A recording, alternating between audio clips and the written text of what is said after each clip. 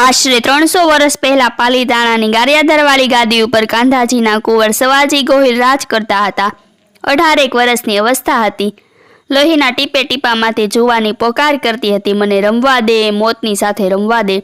જુવાનીમાં જ મોતની સાથે પ્રીતળી બાંધવાનો એ શૌર્ય જુગ ચાલતો હતો।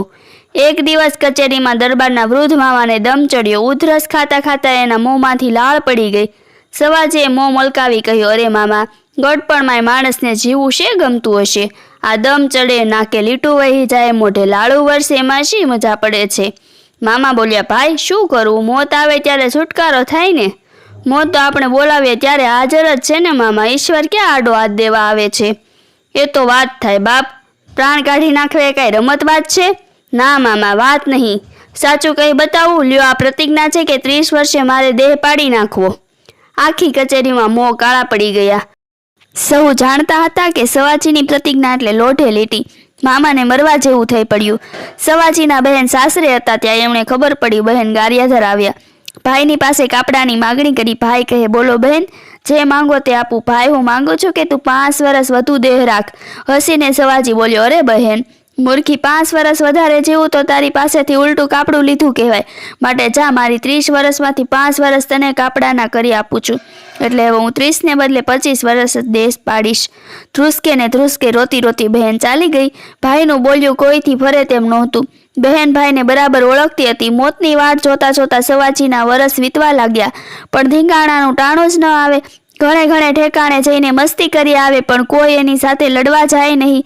પછી પોતાના વાવણી ગામને પાદર ડુબાણીઓ નામે એક મોટો ભયંકર કૂવો છે, તેના ઉપર એક વેદ પહોળું પાટિયું મુકાવી પોતે પાટિયા ઉપર ઘોડો હાંક્યો, એમ સમજીને કે પાટિયા ઉપરથી ઘોડો લથડે એટલે કૂવામાં ડૂબીને જીવ કાઢી શકાય, કારણ કે જૂથ મળતું નથી અને આપઘાત કરવા કરતાં આવી રમત રમવામાં જ ઉકળી જવું વધુ સારું, પણ તેમાંય ઘોડો ન લથડ્યો। પછી સવાજીને એક દિવસ ભાદરવે કાંઠેથી જેતપુરના કાઠીઓની કાઠિયાણીઓનું હરણ કર્યું। બાઈઓને ગારિયાધાર લાવીને સગી બહેનોની રીતે રાખી। ગારિયાધારની પાદર એક દિવસ કાઠીઓની જંગી ફોજ આવીને ઊભી રહી। સવાજી રણસાજ સજીને હાજર થયા। સામ સામે બે હાર કરીને કાઠીઓની ફોજ ખુલ્લે શસ્ત્ર ઊભી હતી। સામે ઊભી રહીને સવાજીએ કહ્યું, શૂરવીરો સાંભળો, તમે બરાબર તલવાર વાપરજો। તમારી ફોજ સોસરવો હું મારો ઘોડો દોડાવવાનો છું।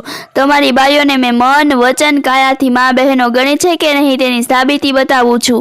એવું કહીને એને કાઠીઓની ફોજ વચ્ચે પૂરપાટીએ ઘોડો નાખ્યો। સામે તલવારોની ઝીંક બોલી, પણ સત્યવાદી ઘોડેસવાર સાવ કોરે સામે કાંઠે નીકળી ગયો। કાઠીઓની તલવારો સામ સામે જ અથડાઈ।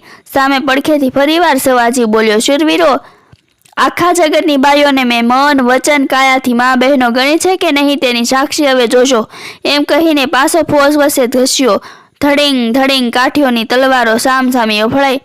સવાજી સહી સલામત પાર નીકળી આવ્યો। પછી એ બોલ્યો, હવે તો આવો શૂરવીરો, સ્વર્ગને માર્ગે મને વળાવવા આવો। એકલો સવાજી આખી ફોજ સાથે લડીને મરાયો। આજ એના બિરદ ગાય છે કે કાંધાજીના પુત્ર સવાજીએ એવું કામ કર્યું કે એની કીર્તિ જુગે જુગે વંચાય છે। જીવતરને તરણા જેવું ગણીને એણે કૂવા ઉપર અશ્વ હાંક્યો ને આખરે 25 વર્ષે મર્યો।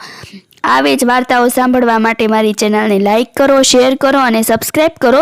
બાજુમાં આપેલું બેલ આઇકનનું બટન છે એને ટચ કરો, જેથી તમને મારી બધી જ વિડીયોની નોટિફિકેશન સૌથી પહેલાં મળી શકે। Thanks for watching this video.